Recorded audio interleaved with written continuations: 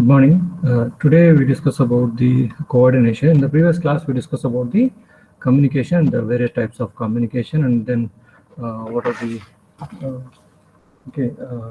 techniques to overcome the barriers of communication, and all those we have discussed. And today we discuss about the coordination.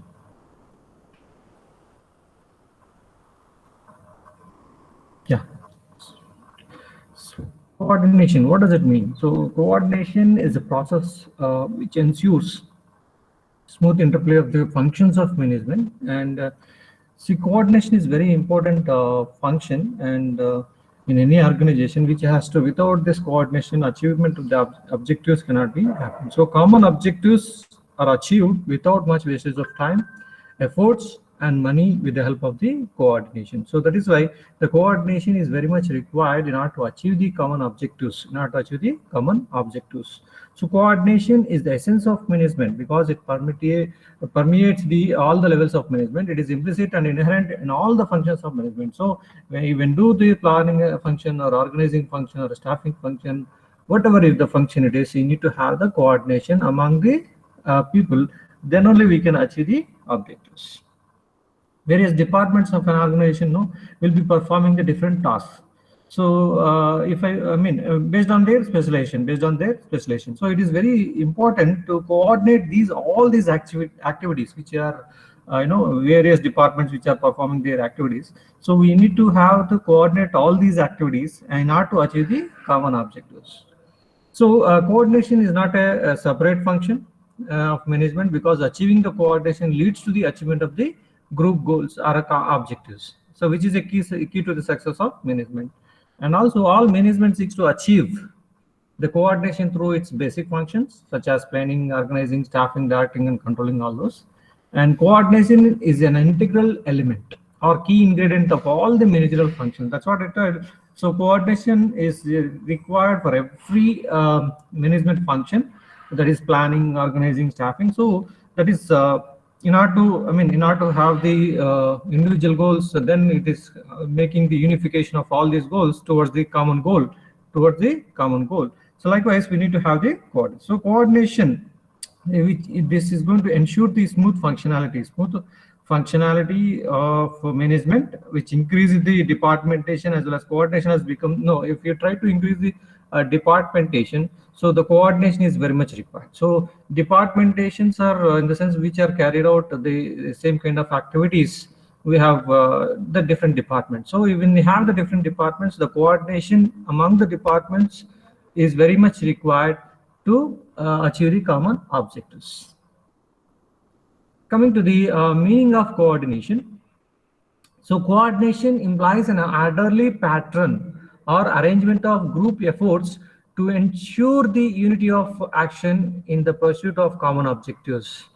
So unity of action in the pursuit of common objectives. So we need to keep all the group of efforts, the departmental efforts, in the form of orderly pattern. So in order to achieve the unity of action in the pursuit of common objectives. So coordination is a process to establish harmony among the different activities of an organization so that the desired objectives can be achieved. So here we need to have the harmony among the different activities of us. So that's what the different activities in sense departments. So among the departments, you should have a harmony in order to achieve the objectives. So this is the one which helps to keep the to establish the harmony among the various departments. So the coordination is as a function of management refers to the task of integrating the activities of separate units of an organization to accomplish the goals. And also coordination is the unification, integration, synchronization of the efforts of group members, because group members in the sense the individuals in the particular department. So say unification, integration, synchronization of these efforts of these group members so as to provide the unity of action in achievement of the common goals. So it is a hidden force which binds all other functions of management. So coordination is a balancing and keeping a team or a group together by ensuring the suitable allocation of working activities to the various members and seeing that these are performed with a due harmony among the members themselves. Here, if you look at this note, the purpose of coordination is to secure a harmony of action or teamwork and concurrence of the purpose. So the purpose of coordination is to secure the harmony of action or teamwork and concurrence of the purpose. So if you look at the definitions, various definitions are given by the different authors. So here you look at the Henry Foyle.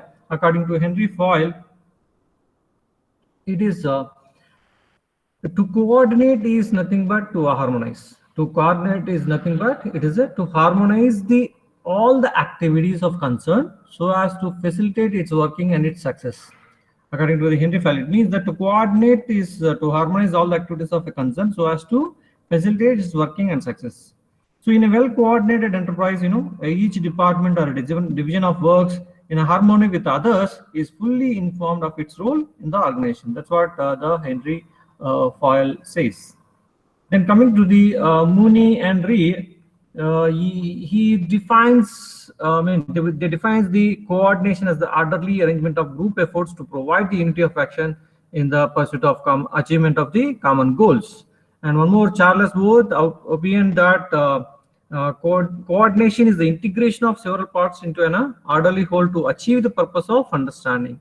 And G.R. Terry is also have given his own definition, and coordination deals with the task of blending efforts. That is, coordination is the orderly synchronization of efforts to provide the proper amount, timing, and directing of execution in harmonious and unified actions to stated objectives. So it is it's a blended efforts in ordered manner, orderly synchronization. So for the successful attainment of the objectives. And this can be accomplished by the means of planning, organizing all these functions. And according to the Mary Parker Follett, she has defined as coordination is the plus value of a group. Means individual you have your own value, but if you take it as a group, then the value will be increases. That is, if there is a good coordination, then the combined group achievement will be greater than the individual, the total of the individual achievement. Say 2 + 2 is equal to 5. So this means at the achievement as individual, if you take as a group, it is taken as 5. As a group, it is taken as 5. And 2 + 2 means individually it is only 4. So it is greater than the total of individual achievements. So individual achievements is 4 here. And as a group, if you take it is, then it is achievement is going to be 5. So that is in a symbolically is mentioning that the achievement will be greater than the total of individual achievement if it is work in the combined group with a coordination. So this is impossible in the physical world, but it is possible in the human affairs through coordination. So it can be achieved through coordination. And then viewing the coordination as a as a pyramid. So here the group efforts and different. If you come to the bottom line, so group efforts are different activities in the sense various departments they have their own efforts. Individual efforts is talked as a group effort, and then unifying these group efforts or unifying the departments or integrating the departments or synchronization process. So unification or integration of process, then you'll get the unity or a harmony. So you'll be establishing the harmony towards the achievement of your common goal, So this is what we can say with the group efforts, we can have to achieve the unification of the process and then getting the harmony and then achievement of the common goals. This is how the coordination helps. And if it comes to the elements of coordination, so if you look at this, according to the Allen, a manager in managing must coordinate the work for which he is accountable by balancing, timing, and integrating. That is, these are the 3 elements which are we can call it as elements of coordination. So balancing among the departments and the timing and the integrating all these departments, which are we can say it is the 3 elements of coordination. Next, coming to the characteristics of coordination. Of course, it is not a separate function. You can say it's not a separate function because it is necessary in all the function management, and it's not a separate one because it is required for every coordination is required for all the management functions like planning, organizing, directing, staffing and all, staffing and all those. In all these functions, this coordination is a part of it. So that is why it is not a separate function, but it is the very essence of management functions.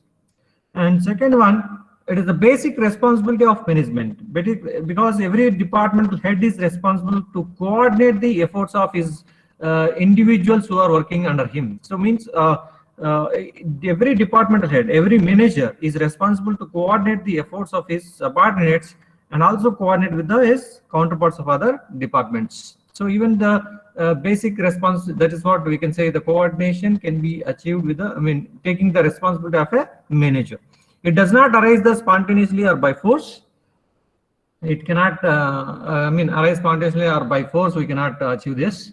And the heart of coordination is unity of action or purpose. So unity of action is very much essential to reach the common goal. So without unity of action, we cannot reach the common goal. So the heart of the coordination is unity of action. Coordination brings about the unity of action. That's what we discussed in the previous slides. Then coordination is a part of all the levels of organization, as we discussed. It is a dynamic process, continuous or ongoing process. It is a continuous and a dynamic process, we can say. Managers should continuously monitor and coordinate between the people, subordinates, and their activities. So that is why I can say it is a dynamic process or continuous process. And it is required in group efforts. Means coordination brings about the group efforts than the individual efforts. As we told that the individual efforts group effort is going to be greater than this is what we discussed here.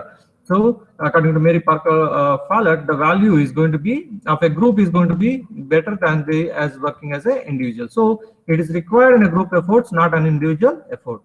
And it has a common purpose of getting organizational objectives accomplished. It is a common purpose of achieving the organizational objectives. And also it is a system concept, because any organization starts is a system of cooperation, and each department functions are different in nature. We know different functions which are with the different departments, and the interdependence in the organization system. Okay, the organization runs very smoothly. So that is why coordination is a system concept. And the importance of coordination, we can say, increase in the size and complexity of the operations. Increase in size and complexity of operations. That is why, as there are increase in the size of the organization or complexity of the operations, so we need to go for the different departments. So the coordination is very much essential in this case. So need for coordination arises as soon as the operations become multiple and complex. And specialization in the modern industrial organization, there is a high degree of specialization. So specialists are well aware of their task and perform their task very effectively. Of course, the lack of the knowledge of the others and the importance of other activities. So these are all will lead to the misunderstanding and dispute among the specialists. So coordination plays very important role in this case in bringing them together and explaining the importance of each other activities. So division of work into a specialized functions and departments leads to the diversity and lack of uniformity. And the clash of interest, we can say clash of interest, the coordination helps to avoid the conflicts between the individual goals and as well as organizational goals. So efficiency and effectiveness, yes, of course, the coordination helps to improve the efficiency of operations by avoiding the overlapping efforts and duplication of work and all those. So then the quality of coordination determines the effectiveness of the organizational efforts. And the unity of direction or teamwork, we can say, coordination helps converging all the diversified efforts into, of the various groups to achieve the common object, So unity of direction. So all the different disciplines or different departments working with a common, it promotes the teamwork. And avoids the duplication of work. So coordination helps you to ensure the unity of action in the face of disruptive forces. It helps unity of action and helps you to avoid the conflicts between the line and staff elements. Then human relations, of course, the coordination helps to improve the relations, the team spirit and morale of the employees in a well-coordinated organization. So organizational goals and personal goals of people are reconciled. And essence of management, of course, the coordination is all inclusive concept and the end result of management process. Coordination helps in the accomplishment of organizational goals.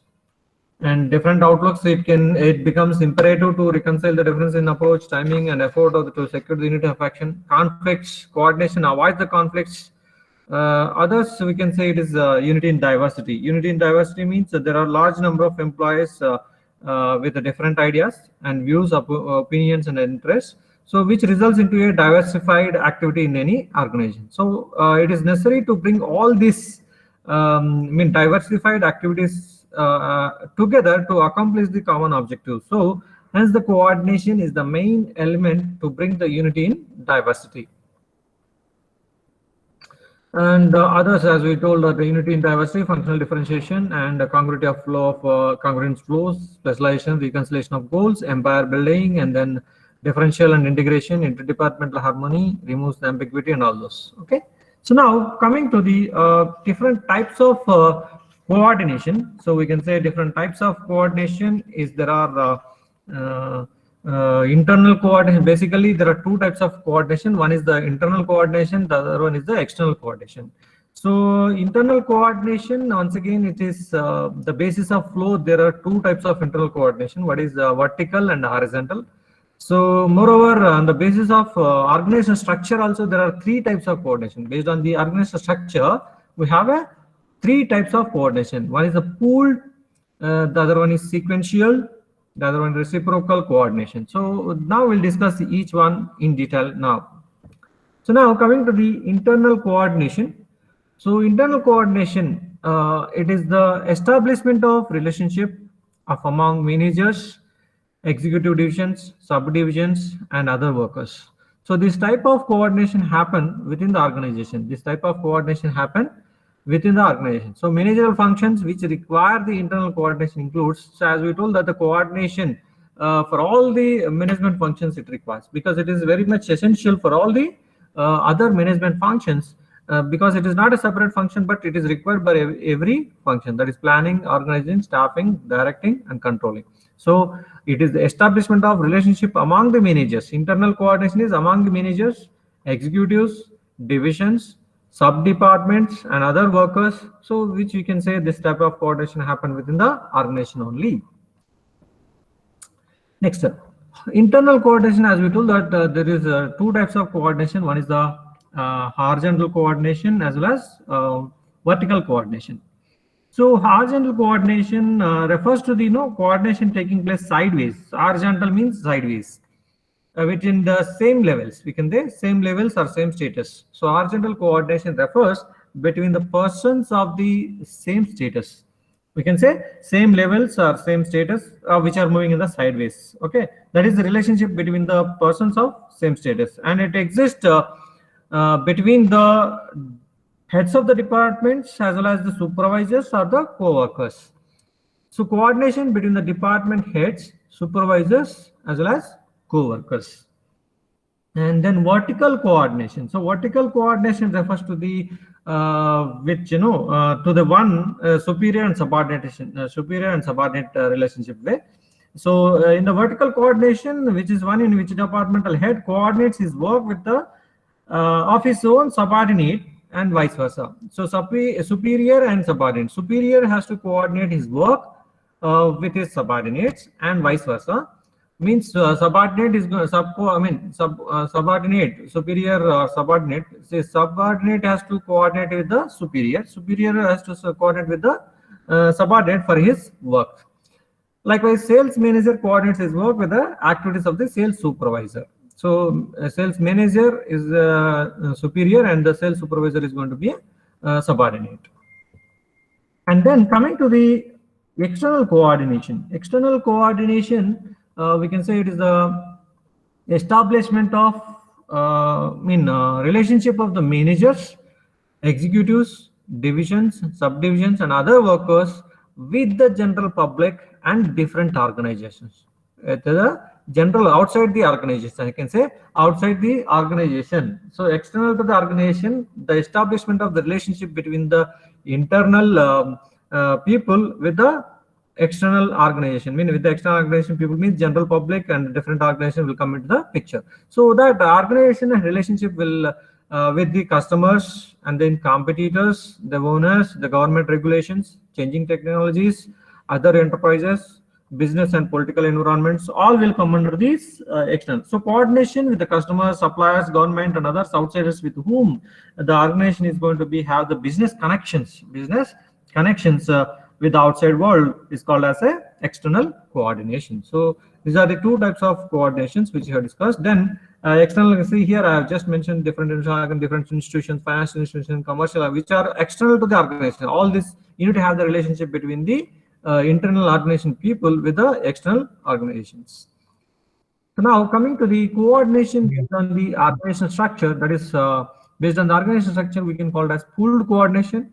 So pooled coordination is nothing but it is exists in a pooled interdependence model. And in this type of interdependence, we have each organizational department or a business unit performs separate functions like a departmentation, like a department. So whereas the departments may not directly interact with the or do not directly depend on each other in the pooled interdependence.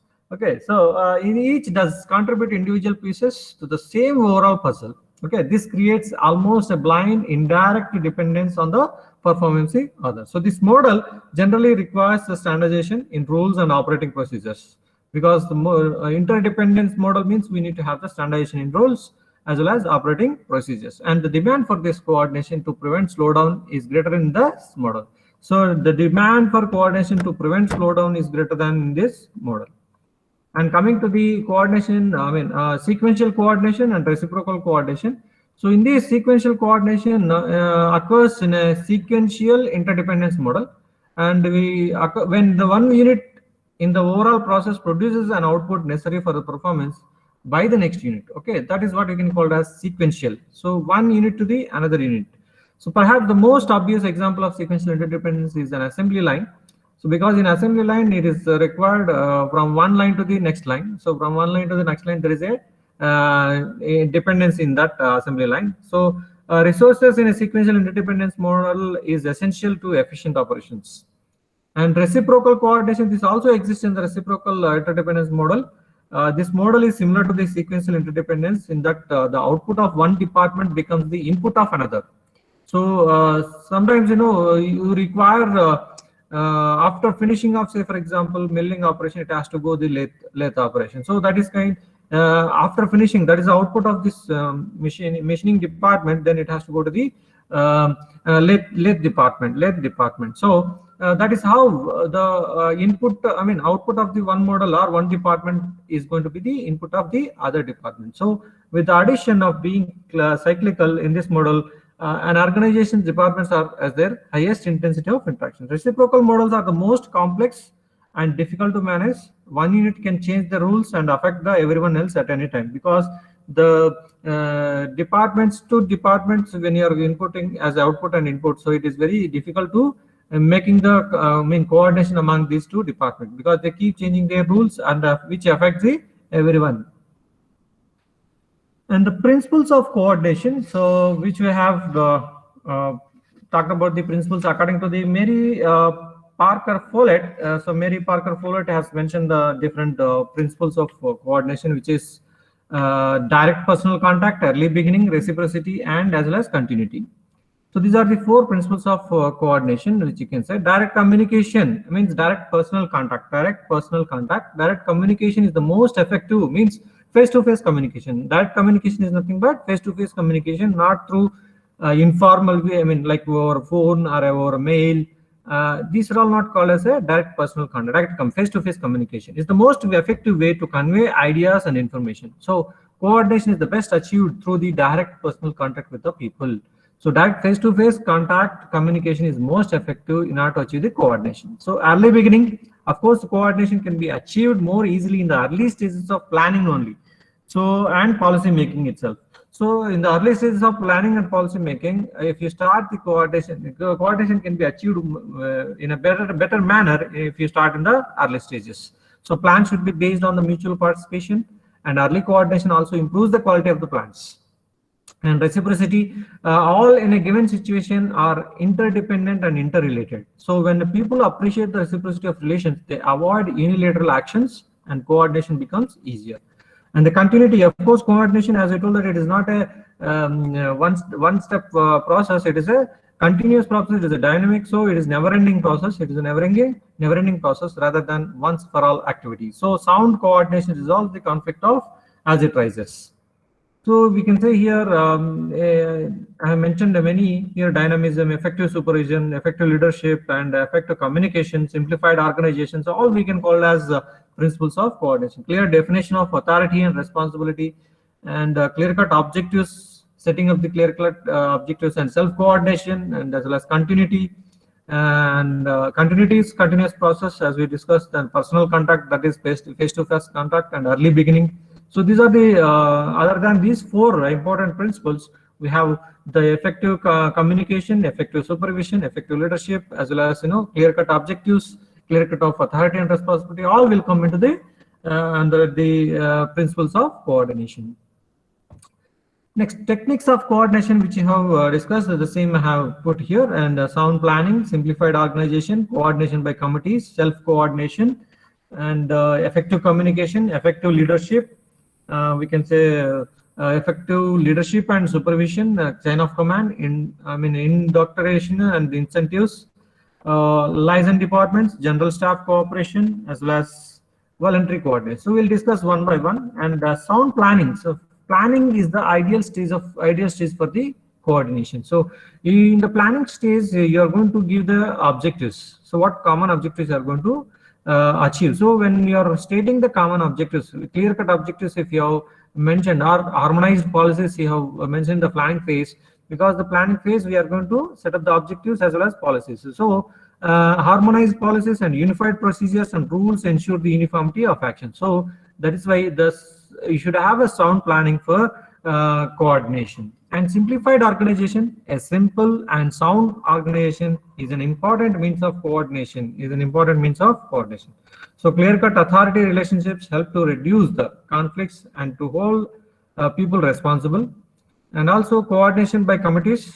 Committee is a body of persons entrusted with the discharge of some functions, and collectively as a group, and it is significant in achieving the horizontal coordination. And committees ensure that problems which arises out of the relationship among the various units can be solved by the group decisions.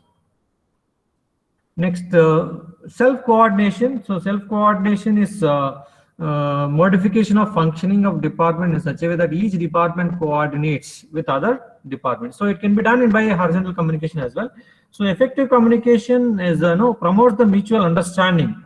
Effective communication is going to promote the mutual understanding, and as well as a cooperation among the people of organization. So open and regular communication is the key to coordination. Open communication as well as regular communication is the key to the coordination. And effective interchange of opinions and information helps in resolving the differences and in creation of mutual understanding. Effective leadership and supervision. Effective leadership and supervision, I can say it is effective leadership ensures the coordination both at the planning as well as the execution stage. And also sound leadership is going to be influence the subordinates in order to make them converting this individual interest to the common objective or common interest. And then chain of command. Of course, chain of command. Authority is the supreme coordinating power in an organization. So chain of command means you need to give the instructions, or authority giving instructions so that we can coordinate with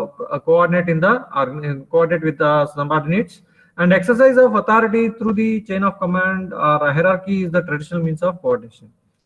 And indoctrination and incentives, of course, it is in this, I can say it's a profit sharing. Profit sharing, if you do, then automatically you are going to achieve the coordination. And liaison departments, liaison officers may be employed where frequent contacts between the different organizational units is very necessary. And general staff of a corporation, voluntary coordination. So voluntary coordination is possible in eliminate of dedication and mutual cooperation, and climate of dedication and mutual cooperation. So basically, there are two techniques of coordinating: eccentric coordination, intrinsic coordination. So eccentric coordination, eccentric coordination is by relying on instructions, incentives, and monitoring mechanisms. So intrinsic coordination is by achieving a commonly shared understanding of the organization's goals and procedures among the members or employees. And when any entrepreneur hires their first employee, he has two alternatives for coordinating the work. First, it is going to be the specifically instruct the employee about what to do, and then monitor the employee. And if monitoring becomes problematic, the entrepreneur can implement the appropriate incentives. Alternatively, he can tell the employee the company's goals and instill the employee's attachment to them. So in fact, the entrepreneurs can use such attachments as a requirement for employment. And before going to the controlling, so you need to have might have a doubt in this: what is a coordination and what is a cooperation? So cooperation and coordination both are different meanings. Coordination, we can say it is a management function, but cooperation is not a management function. But when you say cooperation is willingness to work or help others, but coordination is what you say, it is an orderly arrangement of group efforts, which you can say orderly arrangement of group efforts. Whereas the cooperation, you can say it is a voluntary service, but coordination is obtained officially. Coordination is obtained officially. Achievement of the objectives is directly linked to coordination. Achievement of objectives is directly linked to the coordination, but there is no direct link between the cooperation and as well as objectives. So cooperation and coordination both are different. So the success of an organization depends on the degree of coordination, and the cooperation forms the basis of coordinating. So with this, we'll stop today and we'll discuss the controlling in the next class.